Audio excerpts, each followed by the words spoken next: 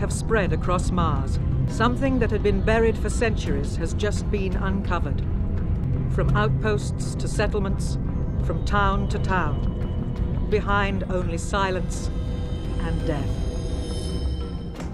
I followed the railroad tracks.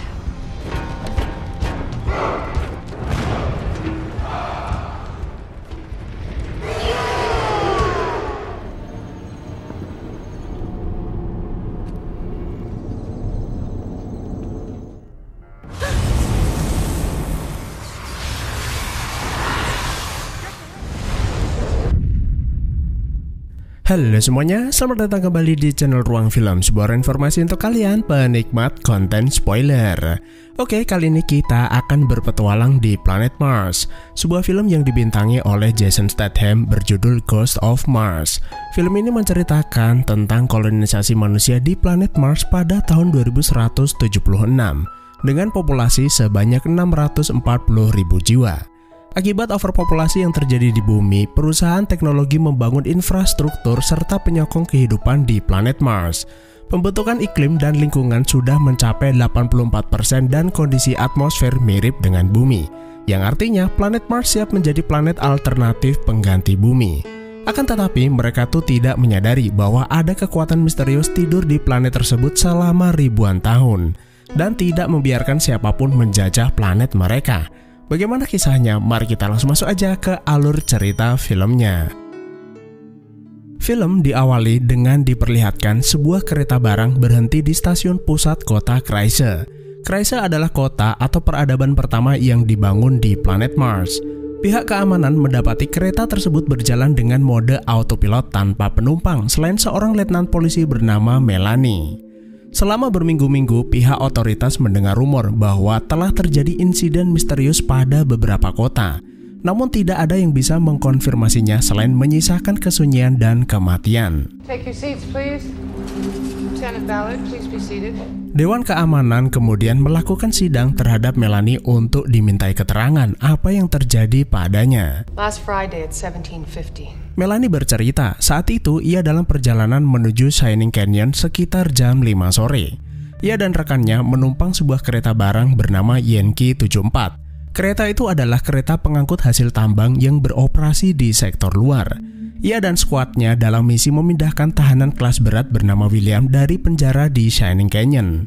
Shining Canyon adalah kota terpencil dengan tingkat kriminalitas tinggi. Mereka adalah Jericho, Michael, Bashira, dan Helena sebagai komandan. Shining Canyon. Sepanjang perjalanan terjadi badai yang membuat komunikasi dengan Shining Canyon terputus. Masinis memberitahu bahwa 40 menit lagi mereka sampai tujuan. This storm is really kicking up a mess. I can't get through to the tower. ETA 40 minutes. Komandan kemudian meminta anak buahnya mempersiapkan diri. Ia memperingatkan kalau William ini adalah penjahat kejam setelah memutilasi 6 korbannya. Tugas mereka sederhana, menjemputnya dari tahanan lalu membawanya pergi. Namun mereka tidak boleh lengah sedikit pun. Everybody check your equipment. I don't want any surprises. Sampai tujuan, masinis memberitahu kalau kereta akan langsung pergi menuju stasiun lain lalu kembali ke sini jam 10 malam atau kurang lebih 4 jam dari sekarang. Masuk kamp pemukiman, mereka heran karena tidak terlihat seorang pun di sana. Meski daerah pinggiran, tempat ini tuh sebenarnya cukup ramai. Orang-orang biasanya berjalan-jalan, menghabiskan uang atau minum minuman keras. Step, we got a graveyard. Helena berkata, mungkin para penduduk berada di dalam rumah. Mereka berlindung dari badai yang terjadi belakangan ini. Helena kemudian meminta Melanie dan Jericho pergi ke lapas, sedangkan ia dan sisanya akan mendatangi tempat hiburan. Dan by the way, lapas itu adalah singkatan dari lembaga pemasyarakatan atau biasa disebut dengan istilah penjara. Sersan Jericho adalah polisi berpengalaman.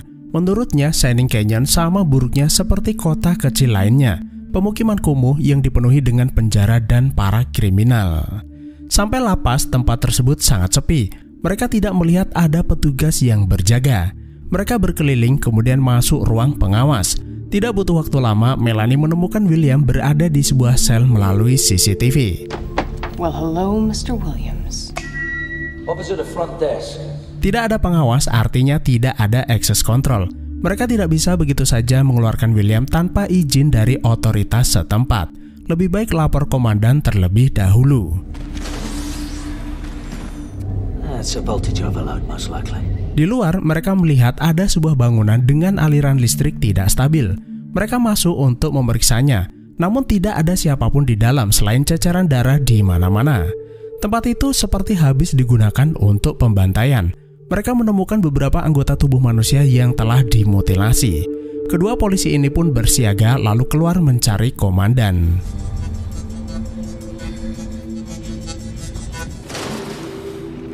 Hal yang sama juga ditemukan Helena dan yang lainnya. Tempat hiburan berubah menjadi tempat penjagalan. Mereka melihat ada banyak tubuh manusia digantung dalam keadaan terbalik tanpa kepala. Komandan meminta seluruh anak buahnya berkumpul, lalu meminta Bashira menghubungi kereta, namun sayangnya tidak ada jawaban. Situasi begitu mencekam. Komandan curiga William adalah pelaku pembunuhan massal tersebut karena William pernah terlibat dalam kasus pembunuhan sadis. Melanie menemukan sebuah catatan laporan kalau aktivitas tambang dihentikan sejak kemarin. Terjadi badai kencang yang membuat mereka tidak bisa beraktivitas. Komandan kemudian meminta yang lainnya kembali ke lapas, memastikan William masih berada di tempatnya. Lalu ia meminta Jericho membuka paksa akses, lalu menemukan ada beberapa tahanan lainnya. Mereka adalah Akuse, Zimmerman, Bensley, dan seorang lagi bernama Whitmore. Namun Whitmore ini bukan seorang tahanan, melainkan seorang kepala ilmuwan yang bertanggung jawab atas penambangan di kota Dracus Ridge. Ia pergi menggunakan balon udara setelah terjadi kerusuhan massal di kotanya. Whitmore mengikuti jalur kereta, namun sayang saat melewati Shining Canyon, badai menerpa yang membuatnya terjatuh. Setelah itu muncul beberapa orang yang baik hati memasukkannya ke dalam penjara ini. Melanie kemudian mendatangi sel William. Mungkin ia memiliki penjelasan apa yang terjadi di kota ini. Namun William tidak berkata apa-apa. Melanie menyadari bahwa pembantaian di luar mungkin saja bukan ulahnya. Penjahat itu tidak terlihat menakutkan seperti yang dikatakan banyak orang. Tiba-tiba mereka mendengar ada suara berisik di dalam sebuah ruangan. Semua personil bersiaga lalu membuka pintu dan ternyata ada seorang kurir terjebak di dalam. Orang itu tidak menjawab saat ditanya. Ia bertingkah seperti orang yang sedang kerasukan. Setelah mengamankannya, Helena dan Melanie berkeliling kota. Lalu mereka melihat ada seseorang terjebak di dalam sebuah kendaraan. Melanie pun memanggil Jericho. Anehnya, orang yang terjebak itu melarang mereka membuka pintu. Pria itu berkata, jangan biarkan dia keluar, lalu membunuh dirinya sendiri dengan pisaunya. Tiba-tiba ada seseorang berlari di belakang Helena, lalu dikejarnya. Sesaat kemudian Jericho datang. Melanie berkata kalau pria di dalam kendaraan itu meminta mereka segera pergi. Ada sesuatu di dalam dirinya yang tidak bisa mereka lawan. Meskipun pria itu telah tewas, terlihat ada sesuatu yang memperhatikan mereka berdua dari dalam. Jericho kemudian meminta Melanie kembali ke lapas, sementara ia akan pergi mencari Helena. Sampai lapas terjadi kekacauan. William keluar dari selnya gara-gara Bashira membuka pintu untuk memberinya makan. William mengancam akan membunuh Bashira jika mereka tidak meletakkan senjata.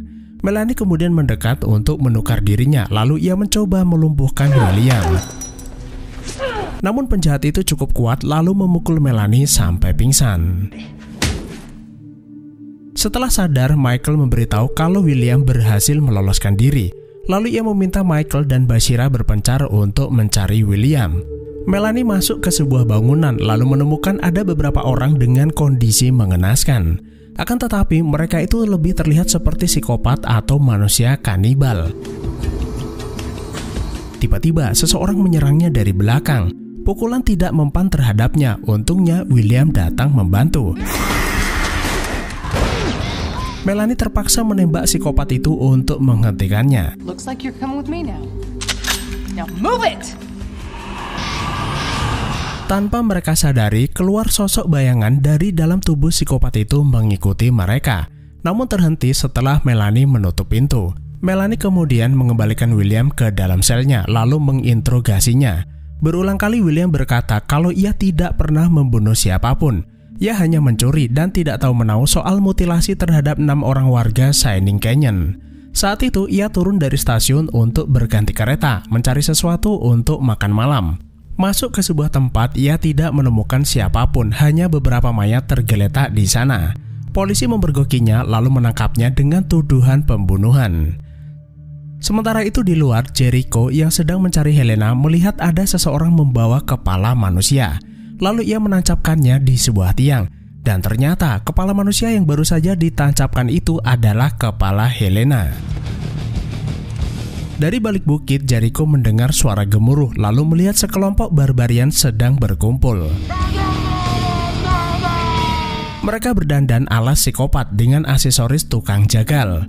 Pemimpin mereka adalah sosok yang paling menonjol. Terlihat ia mengangkat kampaknya lalu memenggal kepala seseorang. Jericho langsung menghubungi Melanie. Ia memberitahu kalau komandan tewas dibunuh. Semua warga menjadi psikopat lalu komunikasi terputus. Melanie kemudian menghampiri Whitmore memintanya berterus terang apa yang sebenarnya terjadi. Whitmore berkata bahwa orang-orang itu telah terinfeksi atau dirasuki sesuatu. Sesuatu itu muncul setelah berabad-abad tertidur di dalam planet Mars. Mereka seperti parasit menginfeksi manusia, menjadikannya inang lalu mengendalikannya. Entitas asing itu tidak dapat dilihat dengan jelas. Whitmore menyebutnya dengan istilah Ghost of Mars atau hantu dari planet Mars. Manusia yang dirasuki menjadi gila, membunuh siapapun yang bukan kelompok mereka. Jadi bisa dibilang barbarian itu adalah representasi dari Ghost of Mars. Whitmore kemudian memeriksa kurir yang mereka selamatkan sebelumnya. Tiba-tiba kurir itu malah menyerangnya. Melanie terpaksa menembaknya untuk menyelamatkan Whitmore. Lalu Whitmore memperingatkan setelah tubuh inangnya mati, entitas asing itu keluar untuk mencari inang baru. Dan benar saja, tanpa ada yang menyadari, entitas asing itu masuk ke dalam tubuh Zimmerman. Di lain tempat, Jericho melihat beberapa barbarian berjalan ke arahnya. Ia bergegas pergi masuk ke dalam sebuah gudang tambang. Di sana, ia bertemu dengan 3 orang yang belum dirasuki. Mereka adalah Uno, Dos, dan Tres. Jericho bertanya apa yang sebenarnya terjadi pada orang-orang. Uno memberitahu kalau mereka adalah para pekerja tambang. Malam itu pekerjaan berhenti lebih cepat. Lalu dari atas bukit, Uno melihat ada kabut merah bergerak ke arah para pekerja tambang. Hembusan angin malam itu sangat kuat, mereka berlindung di dalam gudang. Setelah badai usai, Uno keluar melihat para pekerja tambang itu tergeletak lemas. Beberapa dari mereka mulai bangun namun bertingkah aneh. Mereka mengiris diri mereka sendiri, menajamkan gigi, lalu membunuh orang-orang yang tidak berubah seperti mereka. Bahkan mereka menggunakan wajah orang yang mereka bunuh sebagai topeng.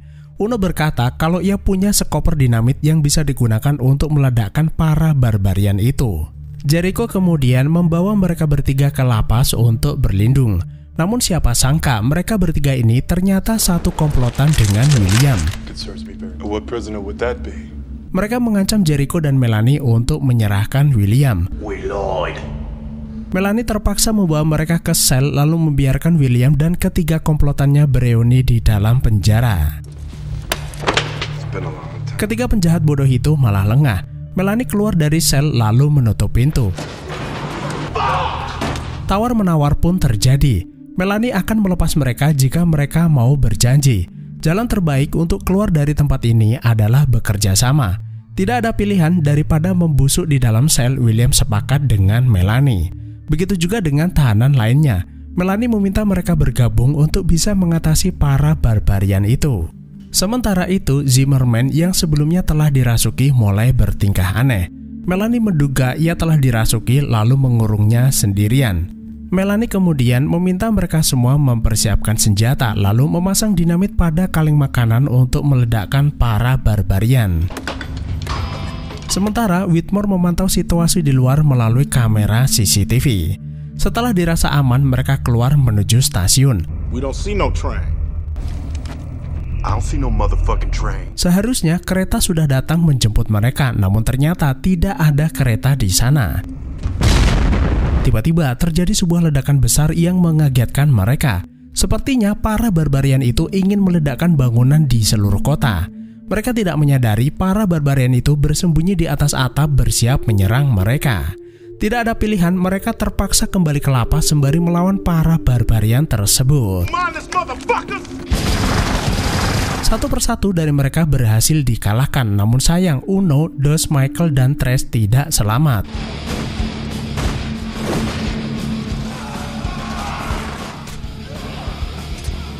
Dari atas bukit, pemimpin barbarian menyerukan kepada kelompoknya untuk berperang dengan manusia. Untuk sementara, Jericho dan kawan-kawan bisa berlindung di dalam lapas.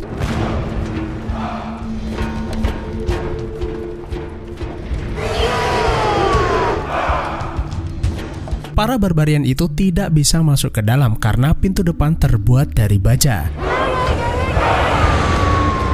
Semua ventilasi udara juga sudah ditutup agar tidak menginfeksi mereka. Whitmore kemudian bercerita bagaimana awal semua kekacauan ini terjadi. Entitas asing tersebut sebenarnya berasal dari sebuah tambang. Saat itu, ia bersama pekerja lainnya menemukan terowongan rahasia yang terkubur di balik bebatuan. Terowongan itu bukanlah buatan manusia, melainkan makhluk asing. Mereka menyebutnya sebagai temuan ilmiah. Saat masuk ke dalam, tanpa sengaja Whitmore menyentuh segel batu yang membuat entitas asing tersebut keluar. Ada kemungkinan angin menerbangkan mereka pergi dari kota ke kota hingga akhirnya sampai ke tempat ini. Mereka seperti tidak terima jika ada yang mengklaim planet Mars. Jadi secara tidak langsung Whitmore lah yang menyebabkan semua kekacauan ini. I made contact with the train. Bashira kemudian memberitahu kalau ia berhasil menghubungi kereta, namun kereta itu terhenti sekitar 3 km di utara kota. Sementara di luar, para barbarian riang gembira meledakkan bangunan per bangunan. Saat yang lain sedang beristirahat, Bashira menembak Zimmerman setelah berusaha menyerangnya. Entitas asing itu keluar lalu masuk ke tubuh Melanie. Tidak ada jalan lain, mereka terpaksa mengeluarkannya. Namun siapa sangka, pikiran dan tubuh Melanie menolak dikuasai lalu mengeluarkan entitas asing tersebut. Melanie berteriak melalui kamera CCTV agar mereka mau membuka pintu untuknya, yang meyakinkan bahwa makhluk asing itu tidak menguasai tubuhnya.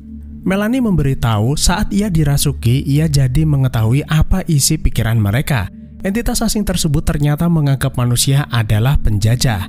Mereka akan menghancurkan siapapun yang bukan dari kelompok mereka. Dan benar saja, saat ini mereka sedang menuju ke lapas membawa alat mendobrak untuk menerobos masuk. Usaha mereka tidak sia-sia. Melanie dan kawan-kawan langsung menyambut kedatangan mereka dengan tembakan. Para barbarian itu terus berdatangan. Akan tetapi membunuh mereka bukan berarti menyelesaikan masalah. Entitas asing itu berkeliaran mencari tubuh baru. Melanie kemudian meminta mereka semua agar keluar lewat pintu belakang. Lalu ia melihat kalau kereta telah datang. Bashira langsung memanjat menara untuk menghubungi masinis dan memintanya menunggu. Setelah itu mereka beramai-ramai naik rover menuju stasiun. Di luar, para barbarian menghadang. Mereka melempar bom untuk menghalau lalu segera naik ke dalam kereta. Mereka akan kembali ke kota Kreisel mencari bantuan, namun di tengah perjalanan Melanie berubah pikiran. Mereka harus kembali ke Shining Canyon memusnahkan barbarian itu untuk selamanya. Jika dibiarkan, para barbarian itu terus berdatangan dan tidak akan ada manusia yang selamat. Melanie berencana akan meledakkan pembangkit utama untuk menghancurkan seluruh kota.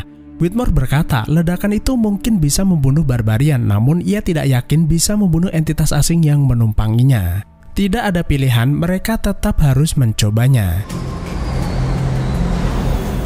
Singkat cerita, Melanie, Whitmore, dan Jericho pergi ke pembangkit utama.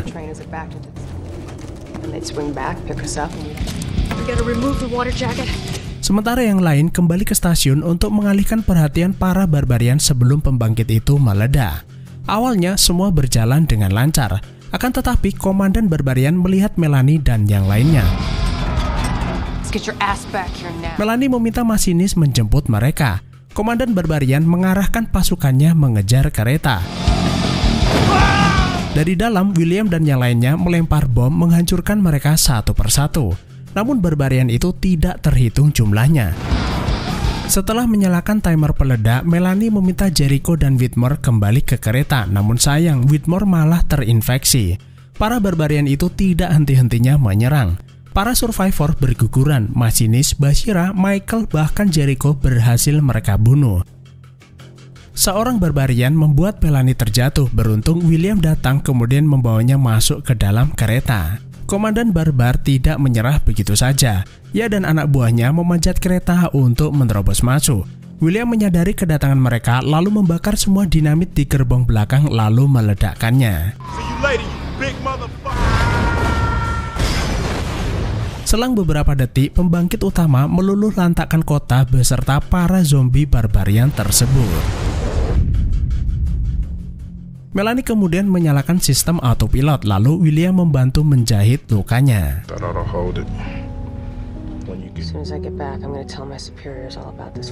Lalu William berkata kalau ia tidak bisa ikut Melanie pergi ke kota Kreisel.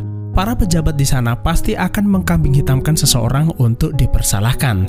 Ia berharap Melanie bisa meyakinkan mereka apa yang terjadi di Shining Canyon, dan bukan Williamlah penyebab semua kekacauan ini.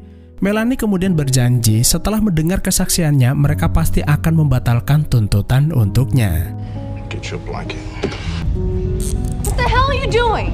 Untuk berjaga-jaga, William memborgol lengannya agar Melanie tidak menghentikannya turun dari kereta. Namun bandit baik hati itu bersikeras lalu berpamitan.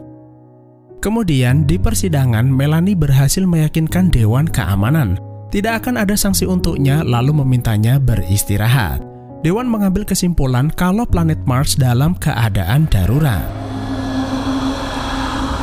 Malam harinya, saat penduduk kota terlelap, hembusan angin merah bergerak menuju kota Kreisel. Lalu terdengar alarm dan terjadi keributan di luar. Semua prajurit disiagakan. Tanpa diduga, William mendatangi kamar Melanie, memberinya senjata lalu berkata kalau filmnya sudah selesai. Tide is up. Adegan di akhir film menunjukkan bahwa hantu Mars telah menginvasi kota. William dan Melanie akan berjuang demi harapan hidup penduduk planet Mars. Oke, mari kita sedikit membahas apa yang sebenarnya terjadi di film ini. Pasti ada alasan kenapa Ghost of Mars disegel di dalam sebuah terowongan di balik bebatuan. Ada kemungkinan makhluk terdahulu sengaja mengurungnya karena kewalahan menghadapinya lalu pergi meninggalkan planet Mars. Sutradara juga tidak pernah menjelaskan asal-muasal Ghost of Mars dan seolah ingin penonton menikmati setiap adegan film tanpa memikirkan hal-hal rumit. Apa yang terjadi pada William dan Melanie juga tidak dijelaskan. Apakah mereka selamat atau semua manusia di planet Mars akan musnah? Satu-satunya jalan adalah mencari cara mengurung mereka kembali. Seperti yang kita lihat di film, kalau mereka itu tidak dapat menembus dinding saat membututi Melanie dan William. Itulah alur film Ghost of Mars. Terima kasih udah menonton, sehat selalu buat kalian dan sampai jumpa di next video.